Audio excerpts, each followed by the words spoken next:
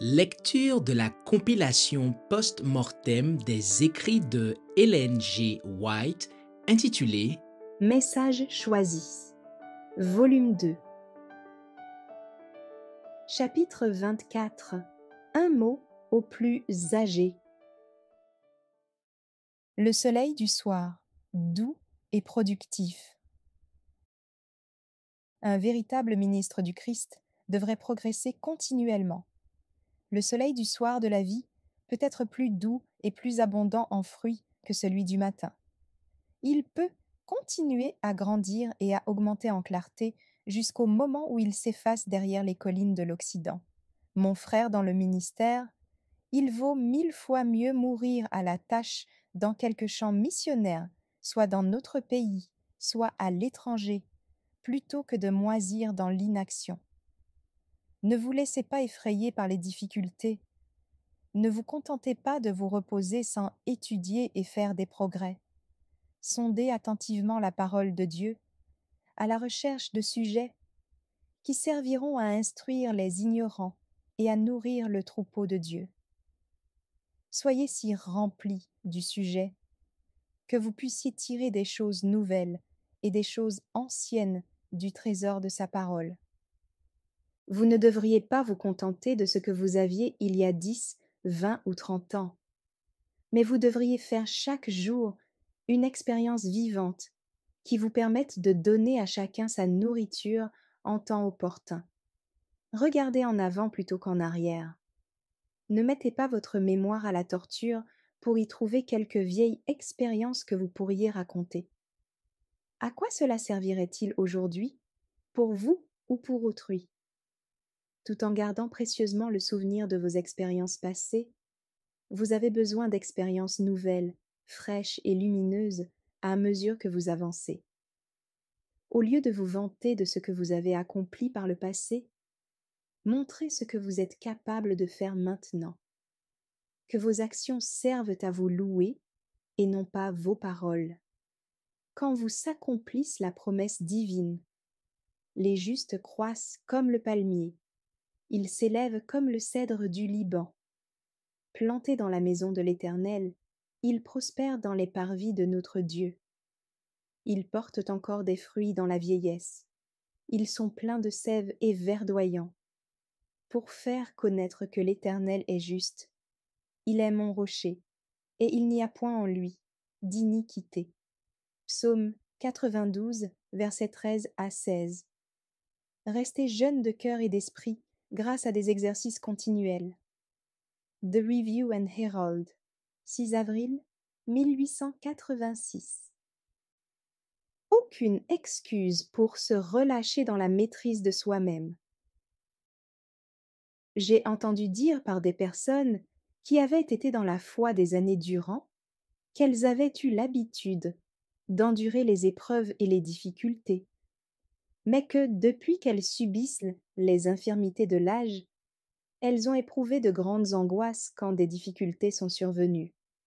Qu'est-ce que cela veut dire? Jésus aurait-il cessé d'être votre sauveur? Le fait d'être âgé et d'avoir des cheveux gris vous autorise-t-il à cultiver de mauvaises passions? Réfléchissez. Faites appel à votre raison en ceci, comme vous le faites pour les choses temporelles. Il vous faut renoncer à vous-même et faire du service de Dieu votre première affaire. Rien ne doit troubler votre paix. Ceci n'est pas nécessaire. Il doit y avoir une croissance constante, un progrès continuel dans la vie divine. Le Christ est l'échelle vue par Jacob, dont la base reposait sur le sol et dont le dernier échelon touchait les plus hauts cieux. Il vous faut gravir cette échelle un échelon après l'autre jusqu'à ce que vous soyez parvenus au royaume éternel. Il n'y a donc aucune raison de devenir davantage semblable à Satan, de se conformer à la nature humaine. Dieu nous propose les hauteurs des privilèges chrétiens, à savoir d'être puissamment fortifié par son esprit dans l'homme intérieur, en sorte que Christ habite dans vos cœurs par la foi, afin qu'étant enracinés et fondés dans l'amour, vous puissiez comprendre avec tous les saints quelle est la largeur, la longueur, la profondeur et la hauteur, et connaître l'amour du Christ qui surpasse toute connaissance, en sorte que vous soyez remplis jusqu'à toute la plénitude de Dieu. Éphésiens 3, versets 16 à 19.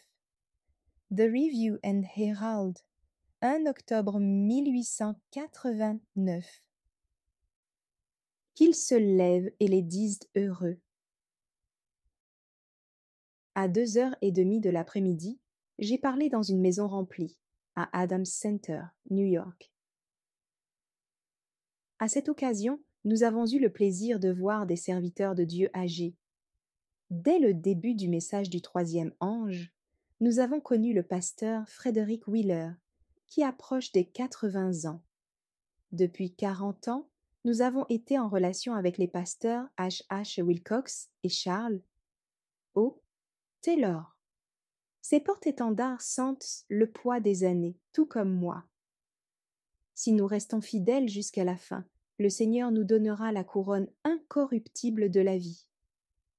Les porte-étendards parvenus à un âge avancé sont loin d'être inutiles. Il ne faut pas les mettre à l'écart. Ils doivent prendre part à l'œuvre comme l'a fait Jean. Qu'ils disent ce qui était dès le commencement, ce que nous avons entendu, ce que nous avons vu de nos yeux, ce que nous avons contemplé et que nos mains ont touché concernant la parole de vie. Et la vie a été manifestée, et nous l'avons vue, et nous lui rendons témoignage. Et nous vous annonçons la vie éternelle, qui était auprès du Père, et qui nous a été manifestée. Ce que nous avons vu et entendu, nous vous l'annonçons, à vous aussi, afin que vous aussi vous soyez en communion avec nous. Or, notre communion est avec le Père et avec son Fils Jésus-Christ. Et nous écrivons ces choses, afin que notre joie soit parfaite. La nouvelle que nous avons apprise de lui, et que nous vous annonçons, c'est que Dieu est lumière, et qu'il n'y a point en lui de ténèbres. Si nous disons que nous sommes en communion avec lui, et que nous marchions dans les ténèbres, nous mentons, et nous ne pratiquons pas la vérité. Mais si nous marchons dans la lumière, comme il est lui-même dans la lumière, nous sommes mutuellement en communion, et le sang de Jésus son Fils nous purifie de tout péché. 1 Jean, 1 verset 1 à 7. Ceci était l'esprit et la vie du message que Jean donnait à tous à l'âge de près de 100 ans. Les porte-étendards brandissent vaillamment leur drapeau. Ils ne laissent pas échapper de leurs mains le drapeau de la vérité avant de déposer leur armure. L'une après l'autre, les voix de ces vieux guerriers deviennent silencieuses. Ils laissent une place vide derrière eux. Bien que nous ne les voyions plus, quoique morts, ils parlent encore, car leurs œuvres les suivent. Montrons-nous tendres à l'égard des quelques vieux pèlerins qui sont toujours en vie, ayant pour eux une haute estime en raison du travail qu'ils ont accompli. Bien que leurs facultés s'usent et s'affaiblissent, ce qu'ils disent a de la valeur. Gardons précieusement les paroles de leur témoignage. Que les jeunes gens et les nouveaux ouvriers se gardent de dédaigner ou de traiter avec indifférence les hommes aux cheveux blancs, qu'ils se lèvent et les disent heureux. Qu'ils ne l'oublient pas, eux-mêmes profitent des travaux de ces hommes. Nous aimerions voir plus de l'amour du Christ dans le cœur de nos croyants, pour ceux qui ont été les premiers à proclamer le message. Manuscrit 33, 1890. Conseil adressé à ceux qui ont blanchi sous le harnais. Avertissement adressé au pasteur S. N. Haskell. Si désireux que vous soyez de faire tout ce que vous pouvez, souvenez-vous, pasteur Haskell, que seules les grandes miséricordes et grâces de Dieu vous ont permis de continuer à rendre votre témoignage pendant ces nombreuses dernières années. N'assumez pas des fardeaux que de plus jeunes pourraient porter. Vous avez le devoir de surveiller attentivement vos habitudes. Il vous faut faire preuve de sagesse dans l'emploi de vos forces physiques, mentales et spirituelles. Nous qui avons passé par des expériences si nombreuses et si variées, nous devons faire tout ce qui est possible pour conserver nos facultés, afin que nous puissions travailler pour le Seigneur aussi longtemps qu'il nous permettra de rester à notre poste pour aider à l'avancement de son œuvre. La cause a besoin de l'assistance des mains âgées, des ouvriers, jouissant d'une longue expérience, qui ont assisté à de nombreuses manifestations de fanatisme provoquées par des hommes attachés à de fausses théories, résistant à tous les efforts pour faire briller la véritable lumière dans les ténèbres et démasquer les superstitions qui venaient troubler les esprits et neutraliser les effets du message de vérité. Message qui, en ces derniers jours, doit être donné dans toute sa pureté au reste du peuple de Dieu. Plusieurs des serviteurs de Dieu à la fidélité éprouvée se sont endormis en Jésus. Nous apprécions grandement l'assistance de ceux qui sont restés en vie. Nous estimons leur témoignage. Lisez le premier chapitre de la première épître de Jean et louez le Seigneur de ce que, malgré vos nombreuses infirmités, il vous est donné de pouvoir encore lui rendre témoignage. Les pasteurs Smith et Loughborough. Il est facile de compter ceux qui sont encore en vie après avoir été les premiers à porter des fardeaux 1902. Le pasteur Uriah Smith a été en rapport avec nous dès les débuts de l'œuvre des publications. Il a travaillé avec mon mari. Nous espérons voir toujours son nom en tête de la liste des rédacteurs de la Review and Herald. C'est normal. Ceux qui ont commencé l'œuvre, qui ont lutté vaillamment quand la bataille faisait rage, ne doivent pas lâcher les rênes maintenant. Ils ont droit au respect de ceux qui sont entrés dans l'œuvre après que les plus dures privations ont été endurées. Je ressens beaucoup de sympathie à l'égard du pasteur Smith. Je me suis toujours intéressée autant que lui à l'œuvre des publications. Il était encore jeune quand il est venu à nous, doué de talent qui le qualifiait pour le poste de rédacteur. Combien je goûte ces articles de la Review! Si excellents, si pleins de vérité spirituelle. J'en remercie Dieu. J'éprouve une grande sympathie pour le pasteur Smith, et j'estime que son nom devrait toujours paraître en tête de la Review comme rédacteur en chef. C'est ce que Dieu désire. J'ai été peinée quand son nom a été placé en second lieu, il y a quelques années. Quand son nom a reparu en première place, je n'ai pu m'empêcher de verser des larmes de reconnaissance. Puisse son nom conserver cette même place, selon le dessein de Dieu, aussi longtemps que le pasteur Smith peut tenir une plume dans sa main droite. Puis, quand sa main lui fera défaut, que ses fils écrivent sous sa dictée.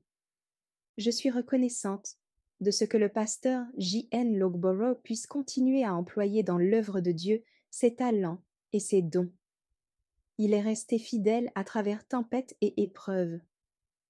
Avec le pasteur Smith, avec mon mari et frère Butler, qui nous rejoignit plus tard, et vous-même, S.N. Haskell, il peut dire ce qui était dès le commencement. Ce que nous avons vu et entendu, nous vous l'annonçons, à vous aussi, afin que vous aussi, vous soyez en communion avec le Père et avec son Fils Jésus-Christ. 1 Jean, 1 verset 1 à 3. Frère Butler, un ouvrier de grande valeur. C'est avec des sentiments de satisfaction et de gratitude que nous voyons le pasteur J.A. Butler reprendre du service actif. Ses cheveux gris attestent qu'il a connu des épreuves. Nous lui souhaitons à nouveau la bienvenue dans nos rangs et nous l'estimons comme l'un de nos meilleurs ouvriers. Puisse le Seigneur donner de la sagesse aux frères qui ont rendu témoignage dans les premiers jours du message, afin qu'ils sachent conserver leurs facultés physiques, mentales et spirituelles. Le Seigneur m'a chargé de dire que Dieu vous a doué de raison pour que vous puissiez comprendre les lois qui président à la santé et que vous soyez résolus à y obéir. Ces lois sont divines. Dieu désire que tout pionnier dans son œuvre reste à son poste, celui qui lui est assigné, pour qu'il contribue à empêcher les âmes d'être entraînées dans les abîmes de la destruction par le puissant courant du mal, la dégénération physique, mentale et spirituelle. Mon frère, il désire que vous gardiez votre armure jusqu'à la fin du conflit. Ne commettez aucune imprudence. Évitez le surmenage. Prenez du repos. L'Église militante n'est pas encore l'Église triomphante. Le Seigneur désire que ses fidèles ouvriers, aussi longtemps qu'ils sont en vie, prêchent la réforme sanitaire. Déployez le drapeau de la tempérance. Enseignez à pratiquer la tempérance la plus stricte en toutes choses et à recommander d'obéir aux lois physiques. Tenez fermement pour la vérité divine. Dressez devant le monde la bannière où sont inscrits les mots. C'est ici la persévérance des saints qui gardent les commandements de Dieu et la foi de Jésus. Apocalypse 14, verset 12. Il faut respecter et honorer les pionniers. Il ne reste que peu des premiers porte-étendards. Je désire ardemment que nos frères et sœurs respectent et honorent ces pionniers. Nous vous les recommandons comme des hommes qui ont connu les épreuves. J'ai reçu l'ordre de dire que chaque croyant respecte les hommes qui ont joué un rôle éminent pendant les premiers jours du message, qui ont enduré épreuves, fatigues, privations. Ils ont blanchi sous le harnais. Bientôt, ils recevront leur récompense. Le Seigneur désire que ses serviteurs qui ont blanchi en prenant la défense de la vérité restent fidèles et témoignent en faveur de la loi. Les serviteurs éprouvés de Dieu ne doivent pas être placés dans les lieux les plus difficiles. Ils ont servi leur maître quand l'œuvre était difficile. Ils ont fidèlement gardé l'amour de la vérité au sein de la pauvreté, alors que nous étions encore peu nombreux. Ils auront toujours droit à notre respect.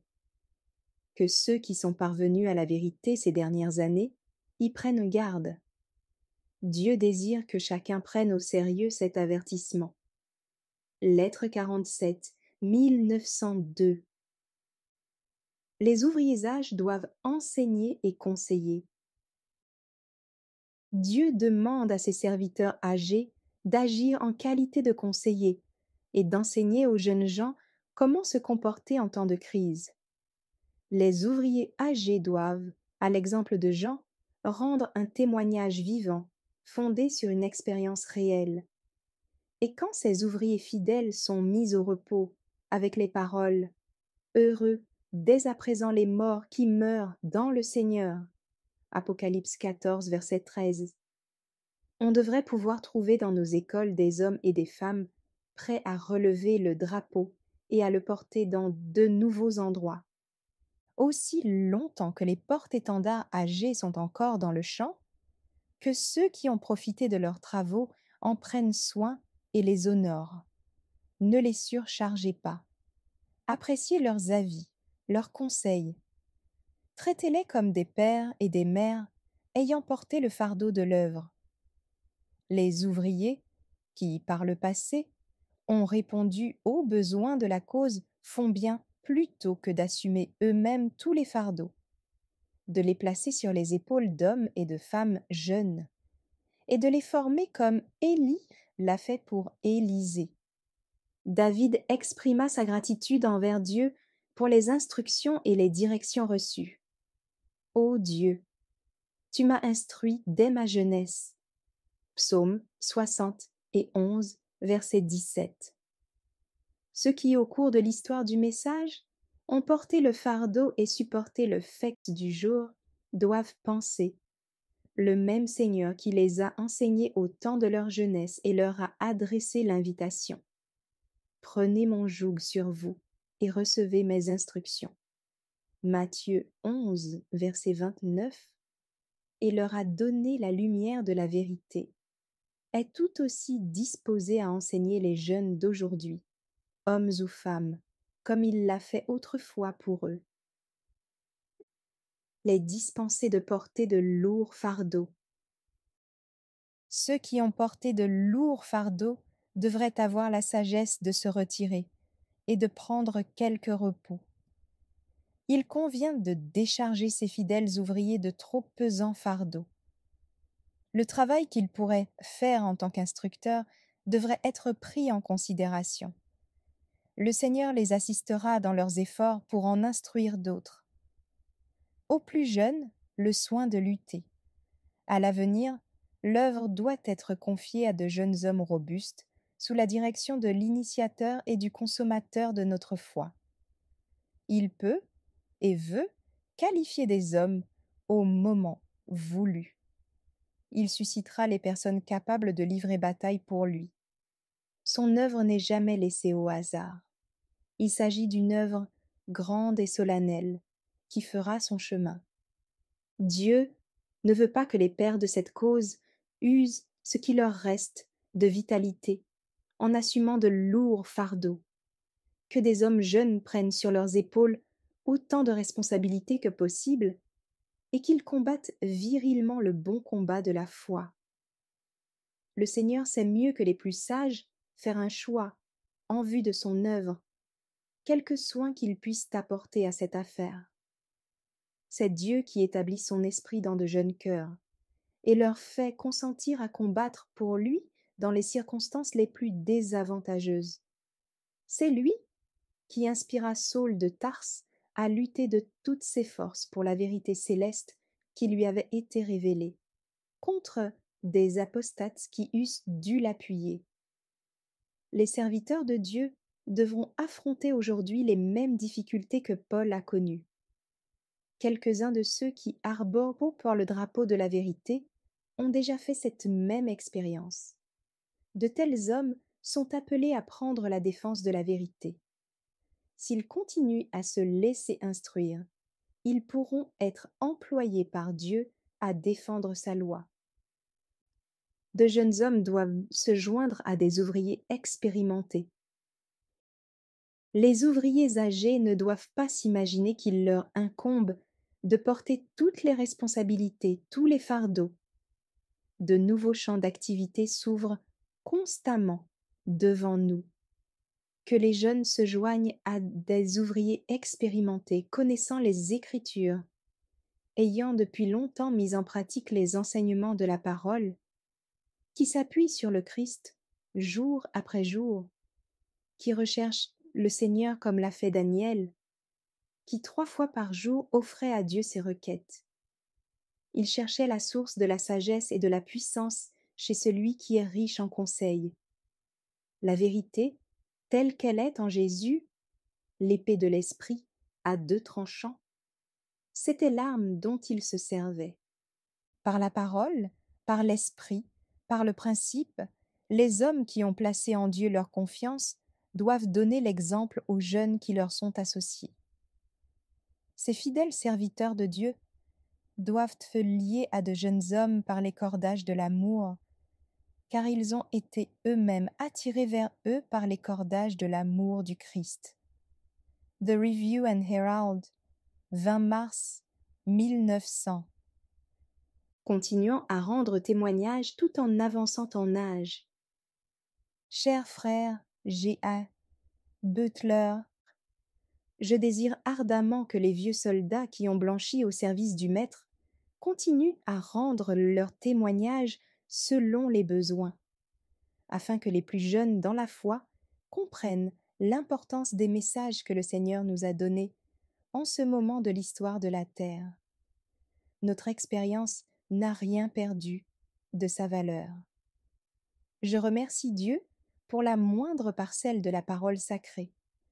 Je ne veux pas renier les moments les plus durs de notre expérience. Ne travaillez pas au-delà de vos forces. Je suppose que des expériences variées nous attendent. Mais je crois que, vous et moi, qui avons vieilli au service du Christ, accomplissant sa volonté, nous avons acquis une expérience infiniment précieuse. Les jugements du Seigneur parcourent la terre. Il nous faut mettre tout notre cœur au travail, dépensant fidèlement toutes nos forces pour en aider d'autres à progresser et à s'élever plus haut. Assiégeons les forteresses de l'ennemi. Soyons prêts en tout temps à dire un mot d'encouragement à ceux qui sont hésitants et fatigués. On n'avance en sécurité que si l'on marche avec le Christ. Que rien n'abatte votre courage. Aidez à travailler fidèlement pour ceux avec lesquels vous entrez en contact. J'espère vous rencontrer une fois ou l'autre à l'occasion de nos assemblées. Vous et moi sommes les plus âgés parmi les vivants qui longtemps avons gardé la foi. Dussions-nous ne pas vivre jusqu'à l'apparition du Seigneur, nous déposerons nos armes avec une dignité sanctifiée, après avoir accompli la tâche assignée. Faisons de notre mieux, avec foi et avec espoir. Mon cœur déborde de gratitude envers le Seigneur qui a épargné ma vie si longtemps. Ma main droite peut encore écrire au sujet de la vérité biblique sans trembler. Dites à tous que la main de Sir White continue à tracer des paroles d'instruction pour le lecteur. J'achève en ce moment un livre sur l'histoire de l'Ancien Testament. Que le Seigneur vous bénisse et maintienne votre espérance et votre courage. Lettre 130, 1910. Moins de travaux pénibles. Cher frère S.N. Haskell, je vous recommande de ne pas travailler au-delà de vos forces. Vous devriez éviter un travail assidu, pénible et garder une attitude reposée. Accordez-vous une sieste chaque jour. Votre pensée sera plus libre, plus claire, vos paroles seront plus persuasives. Ne manquez pas de communier avec Dieu par tout votre être. Laissez-vous éclairer par le Saint-Esprit et croissez dans la connaissance du Seigneur sous sa direction. Allez où le Seigneur vous envoie, vous conformant à ses ordres. Attendez-vous au Seigneur, il renouvellera vos forces. Il ne nous est pas demandé, pas plus à vous qu'à moi, de vivre dans une tension continuelle. Ne lui refusons rien de ce qu'il nous demande. Il sera fidèle à son alliance. L'amitié de l'Éternel est pour ceux qui le craignent. Psaume 25, 14. Nous pénétrerons toujours plus profondément dans le mystère de Dieu le Père et de Jésus-Christ. Nous verrons le Roi dans sa beauté. Le repos réservé au peuple de Dieu nous sera dévoilé. Et bientôt nous entrerons dans la cité dont Dieu est l'architecte et le constructeur, la cité dont nous nous sommes entretenus si longtemps. Lettre 78, 1906. Confiez-vous en Dieu, appuyez-vous sur lui. Chère sœur S.N. Haskell, maintenant que vous avez dû cesser vos activités et que les infirmités vous accablent, tout ce que Dieu vous demande, c'est de vous confier en lui. Remettez votre âme au fidèle Créateur, dont les compassions sont sûres, dont l'alliance est éternelle. Heureux l'homme qui met tout son espoir en son Seigneur, ce Dieu qui demeure à jamais fidèle. Saisissez ses promesses et cramponnez-vous à elles. Si votre mémoire ne retient pas les riches assurances contenues dans ces promesses, faites-les-vous répéter par quelqu'un. Quelle plénitude, quelle richesse d'amour dans ces paroles sorties des lèvres de Dieu, proclamant son amour, sa compassion, l'intérêt qu'il porte à ses enfants. L'Éternel, l'Éternel, Dieu miséricordieux et compatissant, lent à la colère, riche en bonté et en fidélité, qui conserve son amour jusqu'à 1000 générations, qui pardonne l'iniquité, la rébellion et le péché. Exode 34, versets 6 et 7. Le Seigneur est plein de compassion pour les siens qui souffrent. Où sont les péchés trop grands pour être pardonnés? Il est miséricordieux, infiniment plus disposé à pardonner qu'à condamner. Il est compatissant, ne cherchant pas à découvrir ce qu'il peut y avoir en nous de défectueux. Il sait de quoi nous sommes faits. Il se souvient que nous ne sommes que poussière. Dans ses compassions illimitées, il nous relève de nos chutes, nous aimant généreusement alors que nous sommes encore pécheurs, ne nous retirant pas sa lumière, mais la faisant resplendir sur nous pour l'amour du Christ. Voulez-vous, ma sœur, toujours vous confier en Jésus? Il est votre justice. L'amour de Dieu est répandu dans votre cœur par le Saint-Esprit qui vous est gracieusement accordé. Vous êtes un avec le Christ. Il vous fera la grâce d'être patiente, confiante et de surmonter vos défaillances. Il réchauffera votre cœur par son esprit plein de douceur. Il vivifiera votre âme alanguie. Encore quelques jours seulement à être étranger et voyageur en ce monde, à la recherche d'une meilleure patrie, qui est au ciel. C'est au ciel qu'est notre demeure permanente. Que votre âme se repose donc en Dieu avec confiance. Déchargez-vous sur lui de tous vos fardeaux.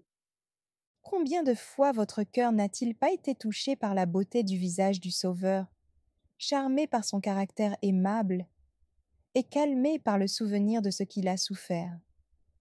Maintenant, il vous demande de vous appuyer sur lui de tout votre poids. Je vais vous citer un passage qui vous réconfortera en tout temps. Tu diras en ce jour-là: je te loue, ô Éternel, car tu as été irrité contre moi, ta colère s'est apaisée et tu m'as consolé. Voici, Dieu est ma délivrance, je serai plein de confiance et je ne craindrai rien, car l'Éternel est ma force et le sujet de mes louanges, c'est lui qui m'a sauvé. Vous puiserez de l'eau avec joie aux sources du salut. Ésaïe 12, versets 1 à 3. Lettre 14b, 1891. Merci d'avoir écouté cette lecture. Si vous avez des questions ou des remarques sur le thème abordé, n'hésitez pas à les partager dans les commentaires et notre équipe ne manquera pas de les considérer. À bientôt sur lereste.org.